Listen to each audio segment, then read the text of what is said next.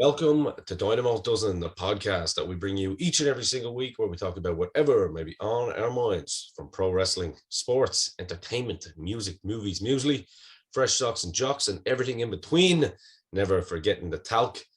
I am your host, as always, Ian the Dynamo Kelly, joined by my co-host, your friend and mine, the shopkeeper, Niall Hogan. Niall, how are we doing today? And I'm very glad to have you on. I know my voice sounds a little bit deeper and a bit more stressed than normal, but that's because I've had basically 3 days of non-stop gigs. So I'm not under the weather, but I'm probably a little bit fatigued. Might be the best way of describing it. Yeah, I'm pretty much the same. I'm trying to balance a lot of acts at the moment here. So yeah, Hillary's a little bit down on the weather at the moment. So I'm trying to look after that end of things, keep a house going, keep a dog business going, keep a shop going, Keep the keep lights on. podcasting going, keep content going, keep everything going. So but look, we're here and we're here to talk pro wrestling. We are here to talk pro wrestling, and we've a lot to talk about today. I suppose before we get into, because you're kind of our resident newsman nowadays, and you like to bring people bombshells and all that kind of good stuff, and news, rumors, innuendos, innuendos. It doesn't really matter. We've got it covered here on this show. But let's talk a little bit about Forbidden Door. Obviously, another 4-hour pay-per-view from AEW and New Japan. A little bit different to some of the recent pay-per-views we've seen, wasn't it? It's gotten some, I don't want to say mixed reviews. I think it's been mainly positive reviews from what I've seen. What about from your side? Yeah, I think most of it was fairly positive and it was received fairly well. You know what I mean? I think most pro wrestling fans at this stage will understand the pressure that AEW is under at the moment, with so many of their top guys out injured. And, I think I read the other day 18 injured at this stage now off the roster. And a lot of those are top level guys as well. These are not like roster fillers. There's a lot of guys that were doing a lot of stuff in there. Yeah, So obviously hats off to AEW even keeping something like this together as good as they did. I mean, they lost Punk, they lost Brian Danielson, they lost Buddy Murphy out of House of Black. They've lost a number of guys. You know what I mean? And it's you know, it's tough to keep it together. Card subject to change. Certainly, is the story that comes out of this one for AEW. But yeah, I like most of it. I really, really enjoyed. And certain things I really enjoyed. Like I like them. I like the way they had the two announcers. So they had the AEW announcer Kevin and they had Kelly. The Yeah. New Japan announcer in the ring, which was really cool. Not on Yes. the Oh, commentary, yeah. but in the ring. I thought that was really, really cool the That way he was did it. cool. And it was just what it felt was it didn't just feel like it was an AEW pay-per-view. It did feel they presented it like it was a proper collaboration, and I liked that part of it. Yeah, it was nice, and it was actually good to see. It was good to see, I suppose, Excalibur take the lead role in commentary, considering we were talking about him only previously, um, with our friend Finley Martin.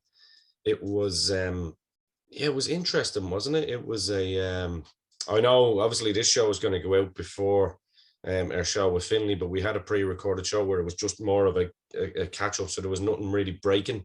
So you will see that over the weekend here now. This is dropping here on Friday as you're watching it. We're recording it on Thursday, so on Saturday you should have the one with Finley, or maybe we'll leave it till next Monday, seeing how this one goes. But either way, this is kind of more breaking ship, so that's a good one to look forward to with Finley. We have a good old chat about Yeah. some of the Irish wrestling and stuff like that. So it's actually really cool. But no, we were talking to Finley about the commentary team, and obviously good old JR and Tony Schiavone kind of getting lambasted a little bit from certain sections, but it was kind of good to see Taz back on commentary as well. He was kind of providing a bit of color and the analysis side of things. Kevin Kelly kind of played a backseat to it, but he fulfilled the role. Excalibur doing the play-by-play. Now, still using that stupid mask and still, calling all this tope, suicide, shite and all that. Like he just can't help himself. But I thought he did a pretty good job, and it was good to see Taz back on there, wasn't it? Yeah, Taz was exquisite right out of the gate, wasn't he? Because Yeah. if you remember the first match up, the 6-man with Jericho and Suzuki and all, and Suzuki, you know, the way Suzuki comes down to the ring, he comes down and he has the towel over his head and all Yeah. stuff like that. And he looks, you know, he reminds me, he's nearly like Mike Tyson in the boxing, Yeah. isn't he, really? Yeah. The black trunks and the black boots, no airs, graces, or whistles. Yeah. Even for a New Japan guy, when you think New Japan normally is such a spectacle with Okada and all, and Colourful. streamers and all, this guy's real old school and hard as nails. But there was a point they made on commentary right out of the get-go where they said, here's this guy coming down, he's a proper hard guy and all this kind of thing, you know. And Taz turned around and says, I've got a towel at home as well that I wear over my head. Yeah. And I thought that was really, really cool. Like driving it in. That really, but it really set the tone and stuff like that. But I thought that moment was really cool. Nice little throwback to Taz kind of thing, you know. So it was deadly. It was cool. No, it was good. It was good. And then getting obviously the boys out then for later in the show was pretty good. Having, you know, Shivani come out a bit later and then kind of go back and do a few interviews, and then JR not having to do the whole show was probably better, you know. Just mix it up a bit, keep it fresh. Yeah. Especially when it's 4 hours. When it's 4 hours, plus you have the buy-in show as well. So when you've that length of time, you're touching nearly 5 hours or more, you know what I mean? That's a long time for those boys at this stage in their career to be sitting at a desk to remain that focused. And I think Finley touched on it in the show that we did. He said they kind of lose their step in the shows because some of them are just so long and stuff like that. Yeah. And it was such a valid point. So I think obviously they were listening. Because they've been swapping these guys out and stuff like that and all. So yeah, I thought that was a real good move. I think to expect JR now to sit at a commentary desk for 4+ hours, I think it's just a bit too much. I think if you give him a sprinkling of matches and you give him the content you need and that and what you want him to do, he can stay a little bit more focused on it than being drained, you know. It definitely makes it more sense, and it gives him more focus on that one big match or the two big matches. Do you know what I mean? Kind of what WWE did with him for a period when he bring him back, you know, at Mania for a commentary role. Like it makes more sense because he can do as much good backstage as he can, constantly been on the desk. So no, overall I thought it was a good show. It was you know, the 4 hours, it was okay. It wasn't 5 hours, so you know, it's better. I still would have rather the 3. A little surprise for us, we got our Rainmaker appearance, which was pretty cool to see. And my God, what an ovation he got throughout the match. Well received. Yeah, and rightly so. Yeah, it was a decent match. It was I still think there's too many. You know, there's not just a straight up tag team match. It's all these 4 ways, and I think they don't have enough singles matches, don't they? Just straight up singles matches, and I don't know. Yeah, I suppose it's difficult on this one, isn't it? Because they're reacting to stuff that's unfolding all the time between injuries and changes and stuff like that. But they're also, what they're trying to do is they're trying to on these shows, these Forbidden Door shows, you're trying to get a kind of a mix of talent in somewhere or fit it in where you can. So the problem with putting in a singles match in there, it's really, really difficult sometimes to do that. Like if you think about the tag match they had, with the 3 teams, you know, you had the ROH belts, you had the AEW belts, you know, you had a nice mix there, so it brings eyes on everything, you know, that kind of way. And what a match it was. FDR are outstanding at the moment. Absolutely quality. Probably the hottest tag team in the world at the moment, aren't they? Yeah, I loved some of the stuff that was being said, like Jeff Cobb looked like Rhino's son and stuff like that. He had the long white hair and the singlet on him and stuff like that. And he really, really did. And he's built like a tank as well. Like, you know what I mean? So imagine him and Rhino as a tag team. My God. Oh, wow. Quality. No, it was very good. FTR are on fire. Good roles as well, I suppose, for Jericho and all. They don't have to do too much, you know what I mean? It was pretty interesting seeing Eddie Kingston in there, as you said, with your boy, kind of slapping the shit out of each other. Suzuki, he's a different level though, isn't he? Of toughness, like. I seen him myself. He was over in Ireland wrestling a couple of times. I think he came over for Paul, and I experienced that guy. You know when you put your arm on that guy's back to get a photograph with him, his back is like concrete, and clearly his chest is like concrete too. But it was brilliant, the dynamic between him and Eddie Kingston as well. Like, he really, you know, when he was walking out of the corner, taking the chops and stuff like that, and the way Eddie sort of sold the stuff and all stuff that this was a big deal. And I liked as well this time on it as well, the way they they made that it was a big deal. You know, sometimes when they bring in the New Japan guys, the commentary guys don't do a good job of selling these guys how big they are in terms of stars and legacy in the business. If you're new to the show, exactly.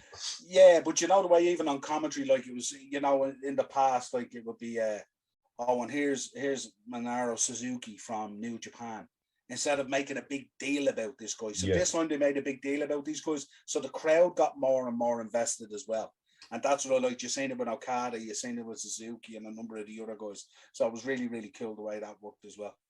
What did you think of I was thinking of you when I was watching it live. The man they used to call Cesaro making that appearance, Castagnoli, huh?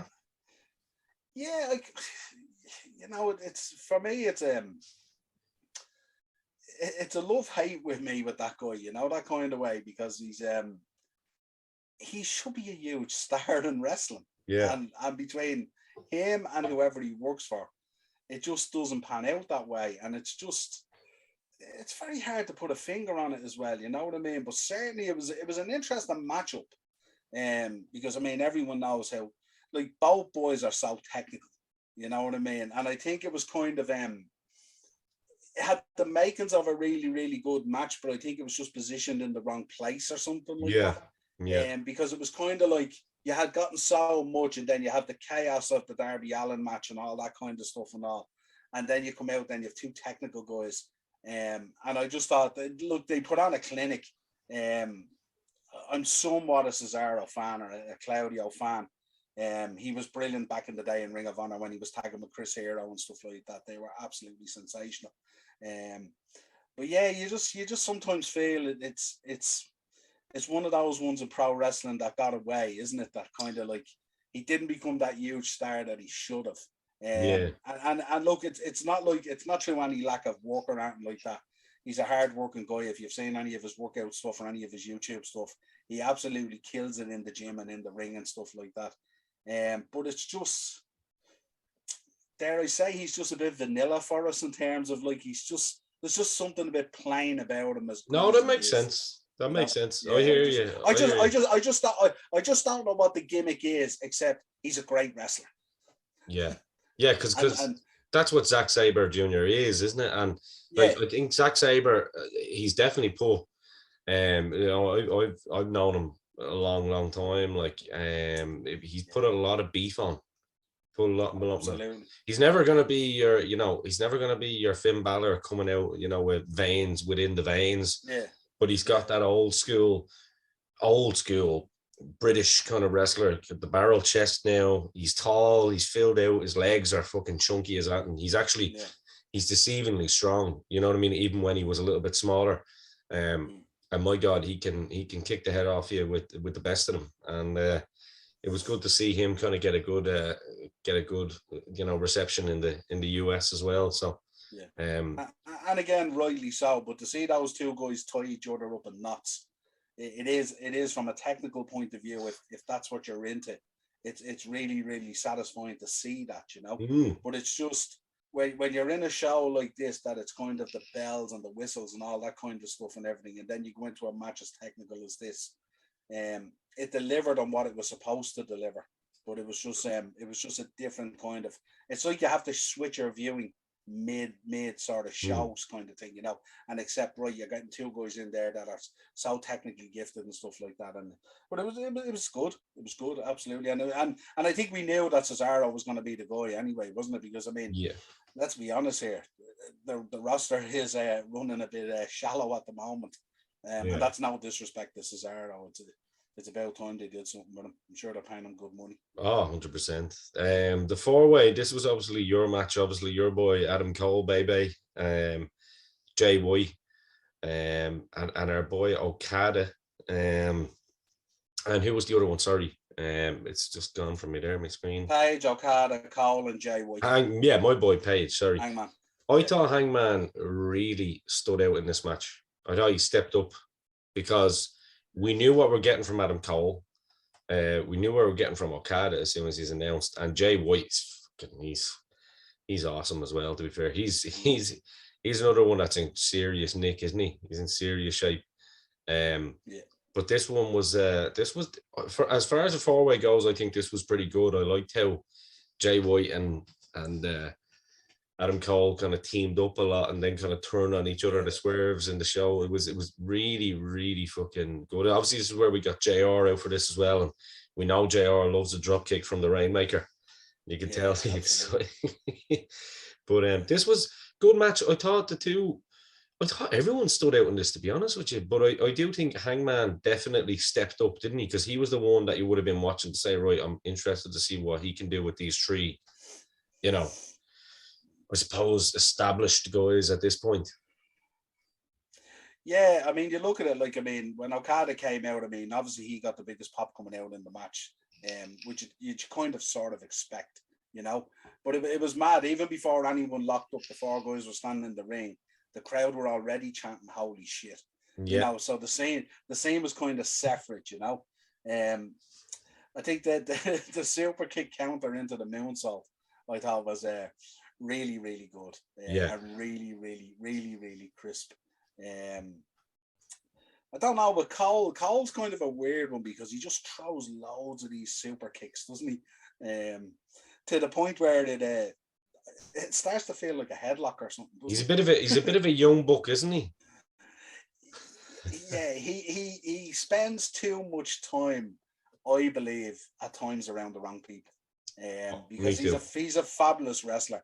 And that was my fear. My fear of him going in there was he would dissolve into the Elite again. And we're kind of seeing a little bit of shades of that in the ring work. You and one certain Uncle Jim Cornette maybe shared those same fears, didn't you? Yeah, the first night he appeared and I seen him sliding into the background of the Elite and I was going, he's gone back to his buddies again. He should be front and center with the work he's put in over the last 3 years. I just want to give a particular shout out to how shite the Bucks were as well, but we move on. They just literally have no respect for like their opponents or what they do, don't they? Not they're over in their own mind, and that's it. It's fuck the Bucks. It's like the locker room is being worked, isn't it, with the shithousery? It's hard to feed. It's nonsensical. Like, I mean, they just, to me now, look, and they could be two nice fellas. I'm only talking about their work in the ring. Do you know what I mean? When I'm saying fucking the Bucks, I'm obviously teasing some of the fan base here as well. But like, it's not a personal attack. But to me, they don't seem to listen to advice from veterans. They don't seem to want advice from anyone. They've got all the potential and talent in the world. We know that they're fucking mega athletes. You know what I mean? We've seen them have good matches and can be worked to good matches when they're in with the right kind of dance partners, but they just don't have any respect for the wrestling business, to be honest with you. It's plain as day. Like, and look, if anyone disagrees with me, come on and debate me and you'll lose because I'm right on this. Let's get on to the main event. Another one very disappointing for me. Well, before that, we should mention friend of the show, Thunder Rosa versus Tony Storm. Put on a lovely match. 100%. I actually thought that was possibly match of the night. Yeah, they did really, really well. And both girls look absolutely fabulous. Like, don't look out of place at all. Put in a real, real good shift. And I just thought, hats off to both of them, Thunder Rosa's gear, her ring gear, like she looks like a champion. She's a star, isn't she? Like, even that face paint as well. Like, it's just, she just gets it, man. Her from the first time she was on the show to the second time she was on the show, like, her rise has just been meteoric. And to be honest with you, when you, me, and Jay used to kind of watch, and Joe, shout out to Joe as well, when we used to all watch the NWA when it first came on Power, we were like, that's the one to keep an eye on, wasn't it? There was just something about her that you went, absolutely. Even before looking at her having a match. Yeah, I thought even in the match, I thought the chops were brilliant. The chops were like two guys going at it. It was really brutal and all.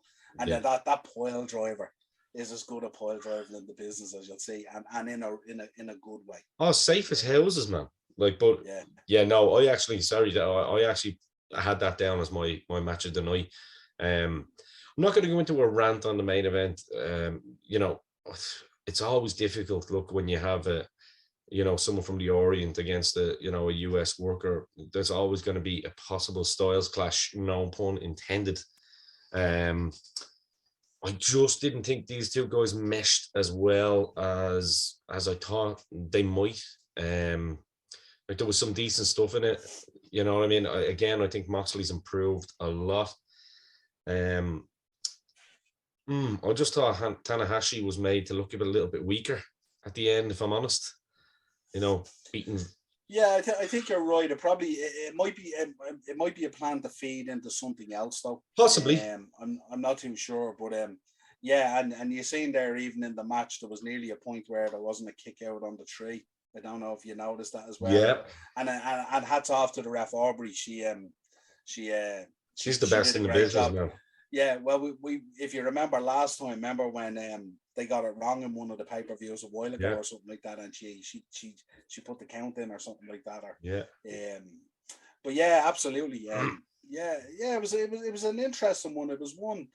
I suppose it's built with high hopes and stuff like that and all. And again, we have to stress it's evolved out of rosters getting injured. You know what I mean? So we have to allow for that as well. You're talking about guys who have been 100%. Propelled into a situation, you know what I mean? So, well, this would have more than likely would have been in an ideal world, probably the Rainmaker versus Punk, or if not, because the Rainmaker kind of came in late, obviously wanted to be a part of it. Obviously, everything went well with the kid, I assume. Hopefully, if they did, congratulations. But I'd say in an ideal world, people would have been looking at Okada, you know, CM Punk, or else Punk and Tanahashi, either of which would have been absolutely fantastic. So you got to give Moxley props as well. He was probably late into the game too. I mean, I think Moxley's definitely taking it a lot more serious now, isn't he? And he's working better again because he's healthy. He looks healthy. I think originally we did say in this, if you remember, we said that the one concerning thing would be how the two styles mesh. And this was one of those ones where they had an opportunity probably to present a match where both guys look really, really strong in it, even though you get a winner and a loser. But this one kind of, as you said, fell down a little bit where Tanahashi looked a little bit weaker and Moxley looked way stronger and stuff like that. And I think it was just somewhere in between in terms of putting the match together and stuff like that. It just fell down slightly, you know. Because as you know, it doesn't take much to derail it in a match anyway. So no. But yeah, I mean, overall, I think it was solid enough. I mean, it doesn't hurt Tanahashi's credibility, obviously. Yeah, nothing would. No, nothing would. No.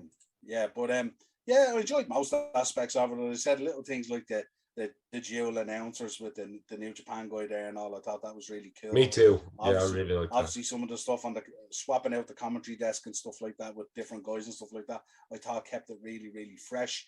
I liked the way they made a big deal about the Japanese guys and presented them as real big stars and not sort of throw-ins, that it was a real collaboration of a pay-per-view rather than sort of AEW and a couple of these guys. So I liked it from that point of view. I thought there was some really good stuff in most of the matches. Solid enough. Yeah, for me too. Look,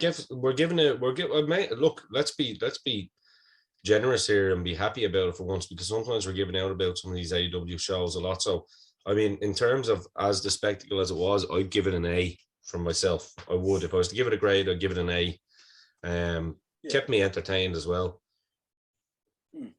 Hopefully, like we said, hopefully this continues and it evolves and stuff like that, these partnerships and stuff like that. And I think from my point of view, and I've said it to you on previous shows, I think that's why AEW could have their niche in the business by doing these collaboration shows and stuff like that, because WWE doesn't really do them. So that's where they have a niche in the market to do these global wars and forbidden doors and things like that. And that's where they get fans tuning in, because there is a certain section of the fan base there that yearns for that and stuff like that. You know what I mean? Like who wouldn't want to see Okada versus Balor, or Jay White versus Balor, or something like that? Yeah, you know what I mean? 100%. You know, so 100%. Yeah. No, great show overall, and long may it continue. Shout out to Tony Khan and the boys for putting it on and thinking outside the box, I suppose, and being able to kind of bring these this kind of cross promotion thing to reality, because these, you know, especially for indie fans, this is the dream, isn't it? These are the fantasy matches. So hopefully we get more. And I suppose the timing of a crossover show couldn't have been any better considering the level of injuries that they had. Exactly. So it was perfect. Perfect. And it worked out. Yeah, absolutely. So it really does whet the appetite for when, you know, all the major stars are back. Like, because I mean, Danielson and Sabre Jr., that one is just like festering, isn't it? Like people want that. The shithousery has been pretty impressive. Like, so and I'm sure we'll see more Regal involved in that too as well, you know. I know you're a resident. I know people are probably thinking I'm looking away from the screen, not paying attention, but I'm actually looking here at our news stories, and I'm going to credit this one to the Wrestling Observer. Josh Nason wrote this because obviously I'm only at the laying eyes on it there myself, because I've been in festival mode for the last 3 days, guys. I've been in a pit, a golden circle, if you will, for the last 3 days. Been a rocker and a roller, so I'm late to the party here, but that's why we're bringing you this. Joey Ryan fired from Jungle Cruise job at Disneyland. This was one of them that you were obviously going to bring me, yeah? No. Okay, but I wasn't. I seen it, but I wasn't even going to mention it because, you know yourself, we like to give our time to good news stories. Well, I seen it and I knew you'd smile. Yeah, this is, look, I'm not for everyone getting sacked from the jobs, but we need to talk about it. Disgraced former wrestler Joey Ryan was fired from his job at Disneyland in California. The LA Times reported the news Wednesday that Ryan Joseph Meehan had worked for 3 months on the Jungle Cruise attraction on a probationary period. Park officials declined to hire him for a full-time role, but also declined to say why. However, the news came days after a picture of Ryan working on the ride went viral. From the Times headline, Disneyland employed a professional wrestler accused of sexual harassment. Mr. Meehan is no longer employed by us, a Disneyland spokesperson said, declining to elaborate on why he was not given a permanent job and whether the harassment allegations played a role. Officials did say that their screening process includes a criminal background check, but that it did not alert them about the harassment about the harassment accusations against them, should I say? Sorry. Yeah. Obviously, this was all, you know, he filed a lawsuit at Impact and 50 million lawsuits against 3 accusers, blah, blah, blah. We know that he was full of shit and he was guilty and that he's gone off into the sunset. But he obviously wanted to stay in some sort of limelight, so the Disney cruise job was just for him. However, obviously he can't get over on that particular role. Sorry, Joey, when you're a piece of shit, it comes at you. Do you know what I mean? And I have to say, these are ones that we can accurately go, yeah, fuck you, Joey Ryan, because, you know, it's the proof is in the pudding, the evidence is there. So it's back to cleaning dishes for you. In fact, that's disrespectful to people that clean dishes, to be honest with you, for a living. Yeah, just great to see the little snake that is Joey Ryan having his past come up with him. You've had to say about it, Noel? Zero. No comment. No comment. Well, these aren't accusations, Noel, so you're free to. Oh no, it's nothing to do with accusations. I've nothing to add to it. Clearly, a pro wrestling fan went on the ride, spotted it was Joey Ryan. Obviously, something got out there, and then a whole melee of stuff occurred, resulting with him losing his job. And look, what else? What can we say on it? You know what I mean? There's nothing we can say. That's just the way it is. It wasn't me on the ride, by the way. No. Just saying. But I figured you probably wished you had been. yeah, because I wouldn't have been a little rat like, like you son of a bitch. Yeah, absolutely. No, look, all joking aside, I know we like to sell shows on this. People tune in sometimes for my rants and stuff like that. Look, I'm all for second chances and stuff like that, and people trying to, you know, get their lives back together. But there's just always been a little bit of a smell of him kind of trying to get his life together in the limelight. Do you know what I mean?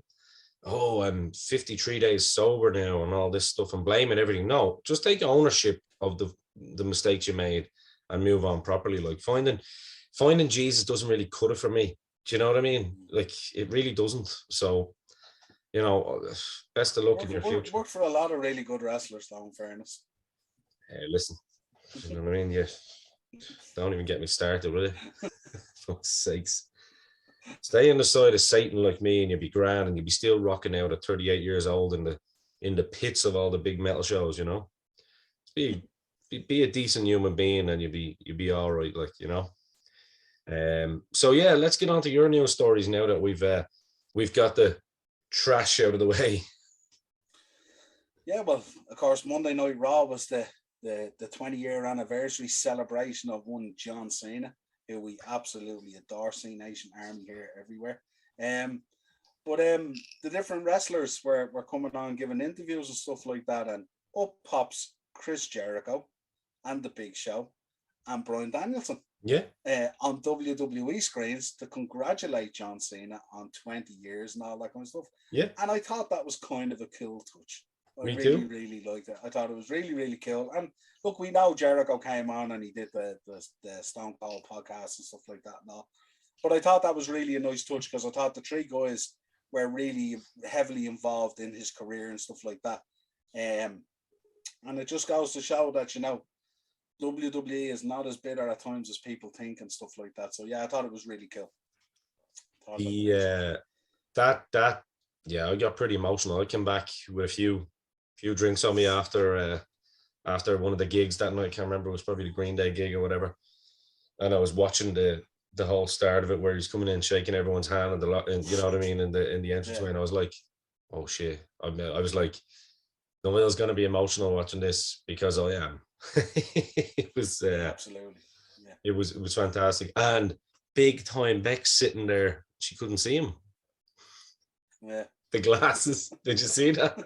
Yeah. There was nothing, just ignored it.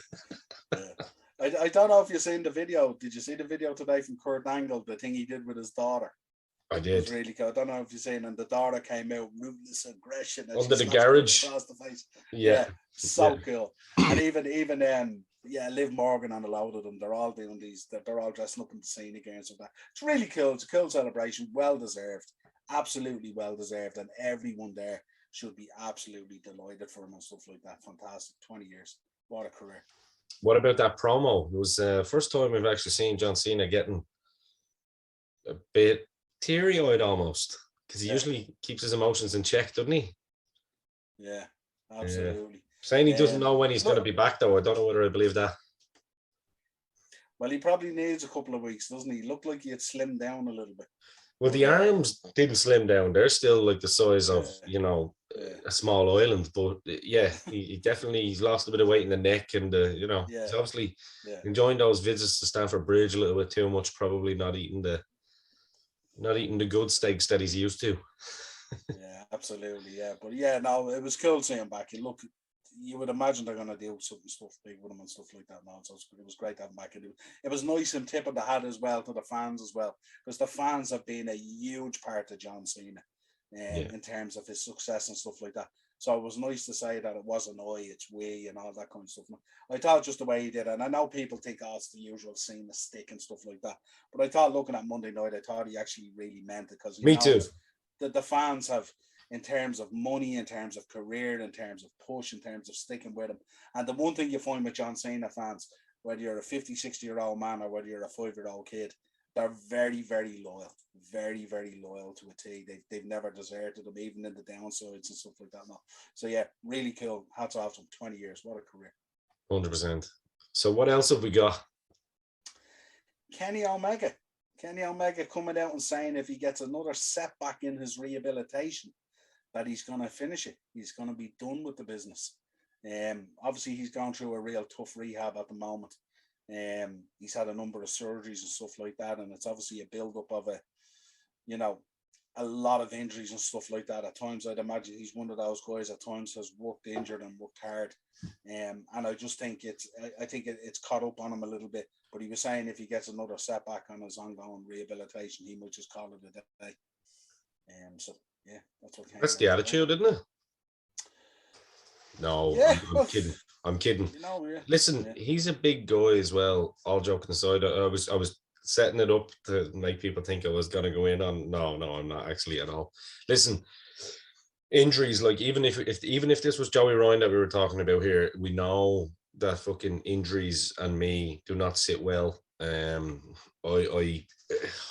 have the utmost respect for anyone that gets in a ring and puts in the craft and the time that someone like a Kenny Omega has. You know, that's never lost on me.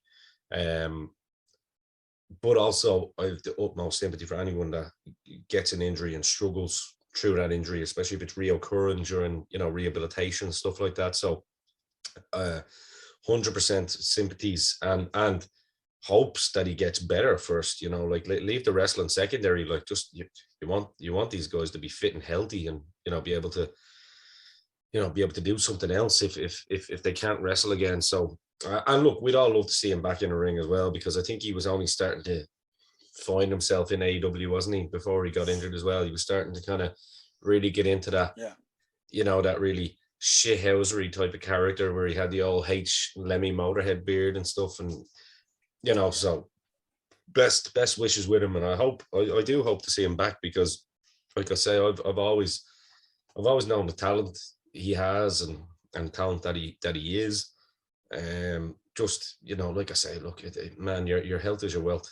I know a lot of guys close to me, and you do as well, that you know, can't do it anymore, including myself. You know what I mean? It's the injuries suck, and as I say, it's just all about keeping your fucking, you know, keeping your lifespan going longer and keeping yourself healthy. And you know, touch wood, he's able to, you know, get through this level and just take the time he needs. Never rush back. That's the main problem, isn't it? It's these guys. In fairness, I think that's what he's doing. I think he's been very practical and all about it. But yeah, definitely. I think it's you know, it's the right attitude. It's good when you see a guy who knows that, you know, if it's not right to come back and he's in that position, then it's good to make the right decision rather than go out and get really, really hurt or something. Know your own body, you know what I mean? And he quite clearly does. So it's but definitely we definitely wish him well here anyway. Oh yeah, absolutely. Something that we spoke about earlier about Cesaro. Booker T came out this week and he had a bit of a shoot on WWE where he spoke about Cesaro, and he said that he could have been really big if he had got the right push, but unfortunately he was mainly used as a utility player, and I think that's what we already just spoke about earlier, kind of thing. Carmella came out this week on Twitter, absolutely destroyed WWE creative. I don't know if you've seen this tweet. Coming into Money in the Bank, but she listed the bad booking choices they've had to overcome in her career. So she put out on Twitter, and I will quote, "You can make me a manager, give me a guy without a chin, a dance break." Now she went in hard here. A dance break mid-match, change my character, have me wear a mask, be a last-minute replacement, and I'm always going to show up and show out. I rise to every occasion, and you can't take that away from me. And that's kind of, I like when they fire back like that a little bit. I think that's a good thing. Yeah. You know? Yeah. I've been critical of her in the past as well for certain things as well. You know what I mean? And I've actually been called out on it on a personal level from a few people who probably know who they are too. But that was only because, in fairness, I was making a joke of her gimmick was she's the best looking person in wrestling. And I was like, no, I don't agree with that. But, you know, it was a gimmick. I was just having some fun. But I like when they show a little bit of fight back and spice. Do you know what I mean? Boy. Yeah. Do you know what I mean? Fair. Well done, Carmella. That tweet was brilliant. Yeah, it's kind of, I've been sucking it up and I'll continue to suck it up, but don't keep it up. Yeah, you know, that was good. Yeah, I like that. Couple of signings that we need to talk about. Obviously, they've brought in Valerie Larita, Bellator fighting girl who was in there. Was absolutely fantastic. Looks amazing as an athlete and stuff like that, and has a 4-1 record in Bellator and stuff like that. So she'll come in. Might be interesting maybe down the line somewhere. They might have something there with her or Rousey or her or Shayna Baszler or something. That'd be pretty cool, you know, Bellator versus UFC type thing. Yeah. You know, that kind of thing. So it lends itself to that somewhat.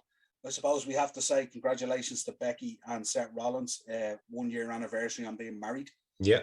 We can't have a show without saying that to Becky and to Seth. Absolutely excellent, great stuff. And they shared some lovely pictures from the wedding and stuff like that with the baby and stuff like that. So they were actually really nice pictures. Yeah, seeing them. Yeah. Absolutely. Really, really cool. Taker came out, did a little bit of an interview with Sports Illustrated's Justin Barrasso. And he was asked about Stephanie McMahon taking over the reins from Vince with everything that's happened. And he said, incredible Stephanie, he described her. He says, sees the whole picture and should excel in her new role. Continuing with his gushing praise, the dead man said, there's not a selfish bone in her body. And then he said, he also went on to say, Stephanie is the right person for the job, then closed with, I have 100% confidence about what Stephanie McMahon will do for the company. Interesting. Great to get a mark of respect from the dead man, huh? Keeping that Legends contract alive, yeah. I don't think it was going to go anytime soon. I think that's one guy that's a guarantee. Look, do you know what? This seems to be a person, Stephanie McMahon, that it seems to be that you couldn't have two completely opposite characters from off screen and on screen, because from everyone to Bret Hart to a lot of the girls, a lot of the guys that have worked there, you never really hear anything bad about her.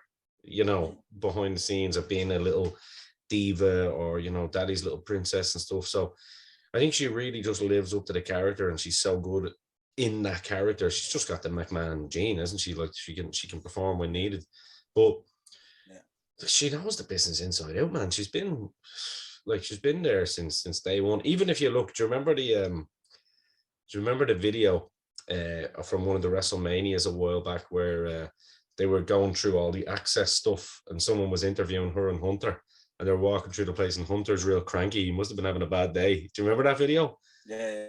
And he's just kind of giving out to her constantly. He's like, oh, for God's sakes.